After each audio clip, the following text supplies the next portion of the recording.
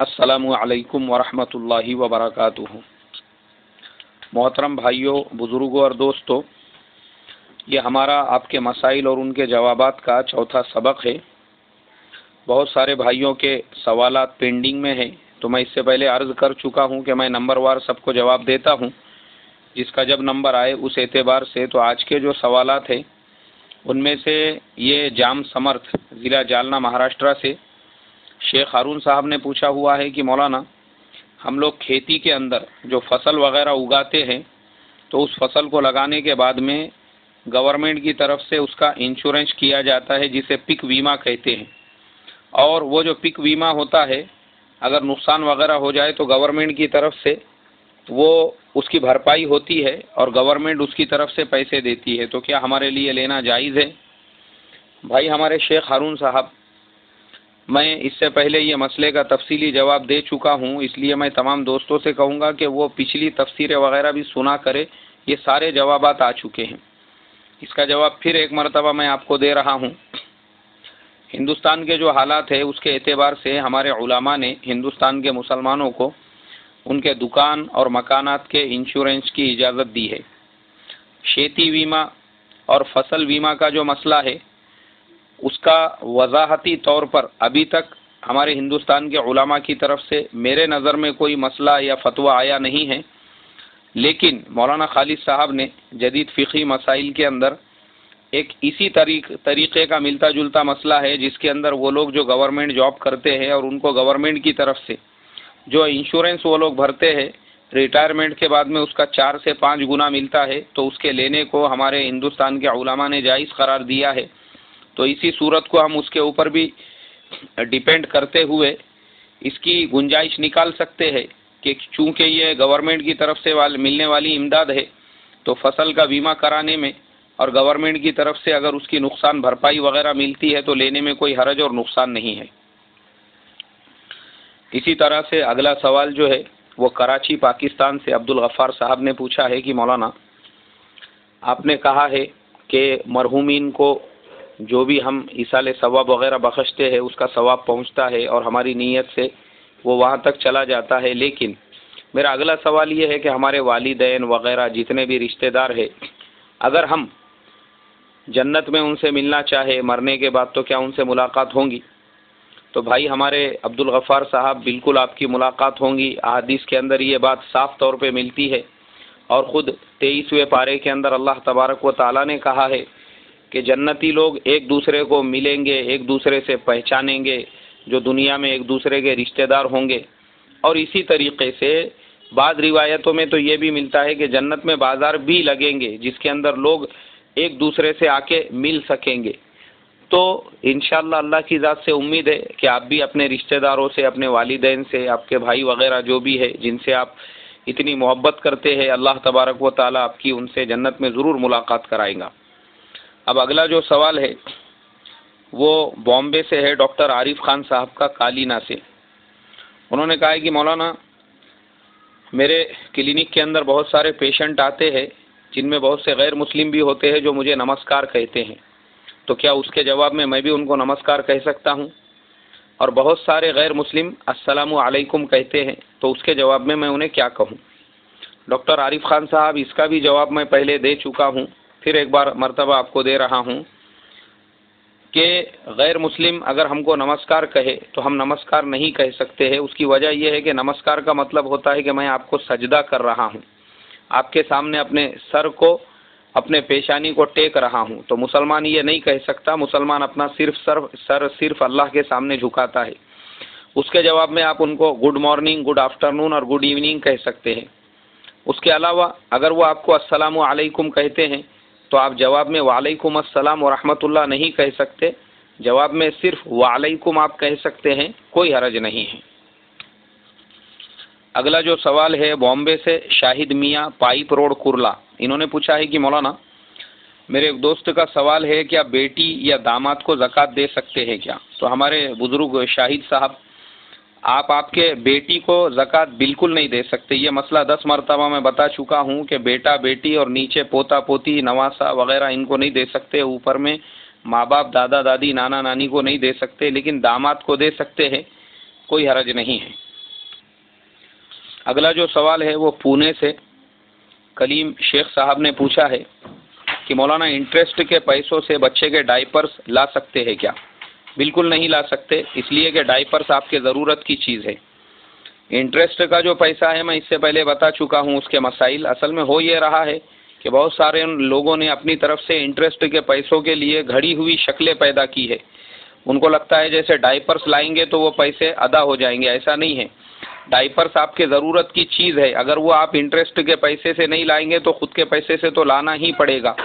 اور یہ بھی مسئلہ لوگوں نے گھڑا ہوا ہے کہ انٹرسٹ کا پیسہ مسجدوں کے طہارت خانے اور بیت الخلاء میں یوز کر سکتے ہیں۔ بالکل نہیں یوز کر سکتے۔ مسجد کے کسی بھی چیز میں صرف اور صرف پیور مال لگنا چاہیے، وہاں تو زکوٰۃ اور صدقے کی بھی گنجائش نہیں ہے، تو انٹرسٹ کی گنجائش کہاں سے پیدا ہو سکتی ہے؟ تو انٹرسٹ کے معاملے میں اپنی طرف سے مسائل کو گھڑو مت۔ انٹرسٹ کے بارے میں بتا چکا ہوں کہ صرف انکم ٹیکس کے اندر وہ بھی اس لیے کہ وہ مسلمانوں کے اوپر ظلم ہے، اور جہاں آپ کو رشوت دینے کی ضرورت پڑ رہی ہے آپ کا حق ہوتے ہوئے بھی، تو وہاں پہ ہمارے علماء نے گنجائش نکالی ہے۔ ایسا کہیں پہ بھی آپ انٹرسٹ کے پیسے خرچ نہیں کر سکتے، ورنہ آپ کے لیے حرام اور ناجائز ہوگا۔ اور بچوں کو ویسے انٹرسٹ کے پیسے خرید کے ڈائپر پہنائیں گے تو اللہ نہ کرے کہیں کوئی ایسی بیماریاں نہ پیدا ہو جائے جس کی وجہ سے آپ کو اس کے علاج میں اور زیادہ پیسے خرچ کرنا پڑے۔ اگلا جو سوال ہے وہ کرناٹکا سے ایک بھائی ہے محمد، انہوں نے پوچھا ہے کہ مولانا فرض نماز اگر چھوٹ گئی اور جماعت کے ساتھ ہم مسجد میں نہیں پڑھ سکے، آفس وغیرہ سے گھر پہ لیٹ پہنچے، تو ایسی صورت میں کیا کرے؟ وہ فرض نماز گھر پہ پڑھ سکتے ہیں یا پھر اس کے لیے مسجد میں جا کر پڑھنا ضروری ہے؟ بھائی ہمارے محمد صاحب، فرض نماز کا جماعت کے ساتھ میں تکبیر اولیٰ کے ساتھ مسجد میں پڑھنا بہتر ہے، لیکن اگر آپ کسی مشغولی مصروفیت کی وجہ سے جماعت میں شریک نہیں ہو سکے اور گھر پہ آ گئے ہیں تو آپ گھر کے اوپر فرض نماز پڑھ سکتے ہیں۔ مسجد میں پڑھنا اس لیے بہتر ہے کہ مسجد میں ایک نورانی ماحول ہوتا ہے، فرشتوں کا ماحول ہوتا ہے۔